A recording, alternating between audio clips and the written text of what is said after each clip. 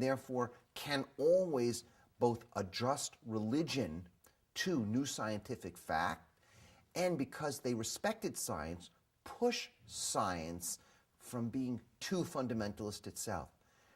And I felt, oh my God, seriously speaking, what happens if this could offer in an elaborate way of reconceptualizing the relationship between religion and science? This isn't a little game. And this is not going to happen. The reconceptualization of religion and science is not going to happen without very significant religious players and very significant scientific players. And I realized, my God, Stargazer could do this. Did you stop for a reason? No, I didn't stop. Okay. Is the rumbling bothering you? No, I just okay. took them. Sorry. I'm just going to cough. All right, so the next step was to go to Rome. You want to just describe that a little bit, what happened with that? I mean, because also, it wasn't just the opera. It was it was the whole thing, right. And the artifacts and all of that. So could you just sort of tell me a little bit from your point of view what that was like? Part of what was most exciting about the possibility of performing Stargazer at the Vatican was, of course, it was going to be more than just the performance, because this was always more than just the performance. That it would wind up having a kind of thickness to it that really could have lasting power. That there would be the kind of conversation. I mean, the conversation at Kula was a little conversation with a few hundred people, but you could have a conversation between leading scientists and leading theologians and leading political people on how does one reimagine these relationships at a moment in which what it means to actually have knowledge altogether is under question.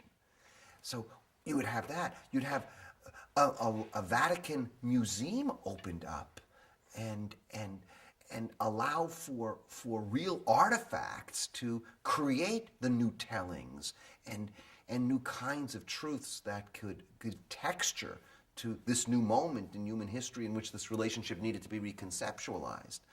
And so off we went to Rome, and that was a whole other thing. I mean, I don't, personally, I've never gone to Rome for a day. That was a very new experience. You went for a day? We went for a day and a half. When we went, it was 2 days. You went another day? I went, first, He met us. right. Oh, I met you, right. Oh, you met us there. Was I that went the first twice. time you went? Yeah, so was that the first time? First time was with you. Yeah. I don't, Was that? Didn't he go once I was in Venice and I took a train overnight. Right, for Cardinal Pooh Park. Right. That was That the was second. after. And that was the second unbelievable. time. Right. Okay. So tell me I I'm very sure it all blurs into yes, you one know, thing now with I've- jet lag and whatnot, but right. I don't have the opportunity to go to Rome for 2 days. That was a new experience for me, and but the conversations there in Rome about what it would mean to really pull this off in the Vatican, it did two things. One, it made me very humble about how the Vatican is a serious operation. This is not a little game, and it made me realize that the Pope Urban story, the way it had been told, the way Craig told it in Stargazer, all of a sudden had a life. This is a big, big community to hold together. And it has to move slowly because people actually move slowly. Ideas may move fast at the edge, but people, and when we're talking about 1 billion people, not 1,000 people in a room, 1 billion people, they move slowly. And I watched that unfold, and the conversations were, each one of them was very rich and very intricate in details of things that had to be pulled together and quite remarkable. as a rock fan, and certainly me as a rock journalist for many years, did you get the feeling that they were scared of the rock music? I think that this was so new for everybody.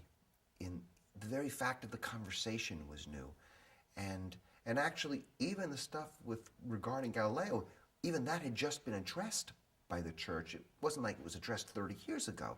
It was just recently addressed. And here are, I mean, let's be honest, here are some Jews dropping in, you know, and we have to, it also felt a little bit like that, you know, like, I mean, here's Craig with his rabbi, whatever that means, and then dropping in, and we have this great idea, let's do Stargazer, but it really affirms the church. We're Jews who affirm the church, and are going to open this up, and we have visions of making this, bigger than even the Vatican, that it really can be a conversation that goes beyond and comes to America, et cetera, et cetera.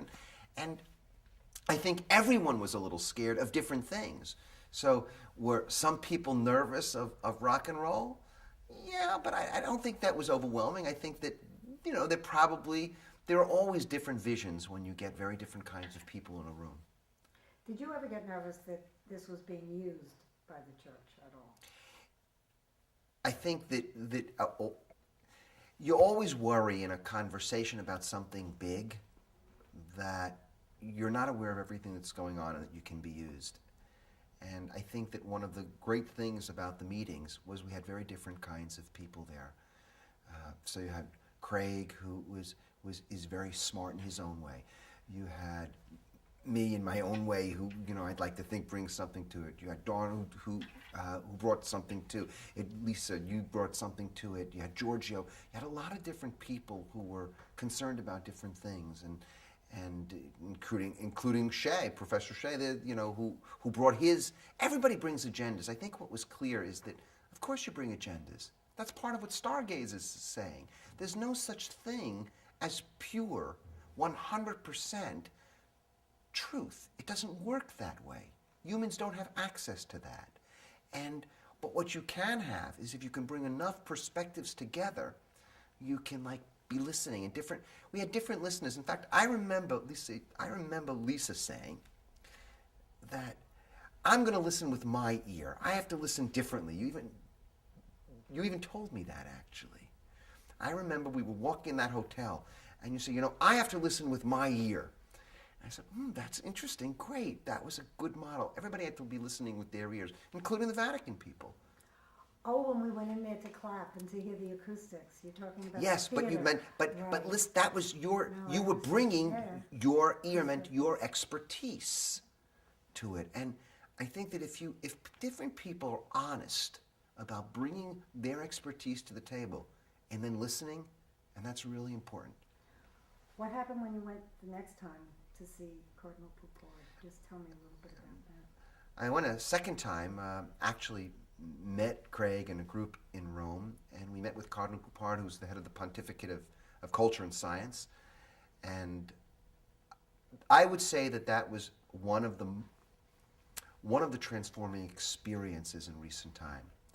And it wasn't only because of Cardinal Poupard, but it was, we walk in to the Vatican and walk into these offices, and the first guy that comes in is Cardinal Poupard. Let's call him his assistant. He's 35 years old, maybe mid-30s, and priest, and clearly someone who's he works for Cardinal Poupard because he has aspirations. Let's put it that way. He walks in, and I'm a little nervous because now I realize we're meeting Cardinal Poupard, and there's a kind of intellectual, religious piece of this that I feel I'm responsible. That's, I'm not here just as a joyride. That's my contribution on kind of the intellectual, religious piece and how this fits. And so I'm a little nervous. This guy walks in, he shakes my hand, he's incredibly respectful, and he speaks in fluent Hebrew to me. And I go, I swear, speaking in Hebrew to me, I go like this, and I say in Hebrew, "Atam daber ivrit?" You speak Hebrew? But you speak. Yes, I speak fluent Hebrew. As an 8th generation rabbi, I speak fluent Hebrew. As a 35-year-old, looked like a 35-year-old priest coming out of the Vatican, it was a little surprising to me that he spoke Hebrew. And then we had this conversation in Hebrew, and I felt incredibly at home immediately. And clearly that's what he was doing. He was making me feel at home. And he told me that, when I asked him how did you come to learn Hebrew? He said, well, a few years back, he realized that if he genuinely wanted to understand the New Testament and early Christian history, he needed to learn Hebrew. So he went to Israel and spent a year studying at Hebrew University. I immediately took a deep breath and said, this is going to be amazing. Because as soon as you have religious people who understand. They need to understand someone else's culture, the other's culture. To understand who they are, there's no problem. And then I had this great conversation with him about, there seems to be a lot of formality at the Vatican, and he was laughing with me. We went off to the side after Cardinal Poupard came in, and it's a very official thing. Cardinal Poupard sat down, and there's hierarchy and protocol, and even the way he speaks to the rabbi, and then the way he speaks to everybody else. And then he read his speech. I mean, we're talking about this a room of 10 people. You know, most people don't read a speech to 10 people. He read his speech, and then we had an amazing conversation about Maimonides. No. Stop for 1 second. Let me just back up again and start with the, 3 minutes what, before you have to do what? before Stop? he has to go. What? It's 20 after 5. All right, okay. I have about till 25, 20 to 6. Okay. Don't worry, we're fine. This is great. First of all, It's very where interesting, was, actually. Where was it? Was this in the the secret private part of the Vatican and behind? No, St. Peter's, or no, this it was in the- some offices. Okay, what was he wearing, Cardinal Poupard? Oh, he was wearing, a frock, with a nice Red? big. I mean- No, they don't. The Cardinals only wear the red when they're officiating. Okay. But a kind of, this is important as a rabbi, heavy duty cardinal cross, with the corpus. And for me, I'm not used to seeing that so often. There's not a lot of those in synagogues that I go to, and that was all part of the experience of being challenged in your own storytelling and in your own narrative. Here I was having this conversation with Cardinal Poupard about Maimonides.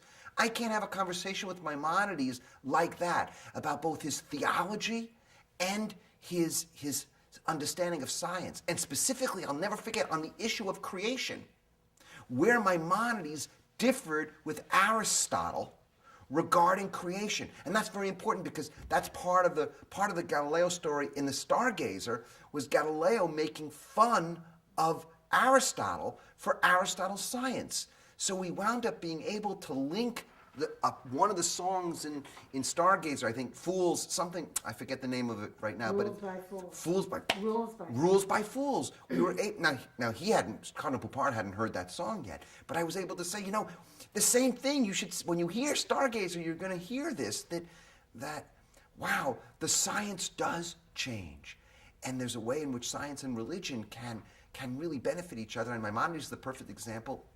And that's what we need now. And then we wound up with this conversation when he looked up from the text and just began talking, where I think that there was a piece of him that really saw the possibility of this, and it was extremely exciting. I want to, the story about creation is interesting too, because what I and Cardinal Poupard talked about was that at the core of Maimonides' understanding of creation was the notion of was a notion of openness, surprise, and spontaneity. That in the end, things weren't 100% determined. And Cardinal Poupard said that is the way in which evolution and theology can come together. That there is still a kind of surprise. A scientist might call it randomness. But randomness is a scientific way of saying, I simply don't understand yet. There is an openness. There is probability. And a religious person says, there's mystery, there's wonder, there's miracle. It's simply different languages to articulate the same psychological and interior experience. Now, to have a conversation like that with, a cardinal is pretty intense. What was the speech you read? Oh, it was just, this is very important to us and very exciting. It was a kind of like formal speech. It was completely unmemorable. It was the conversation that was memorable. What are your goals now for Stargazer? What do you feel that you would like to see happen with this rock opera in conjunction with the discussion of science and religion, the discussion about Galileo?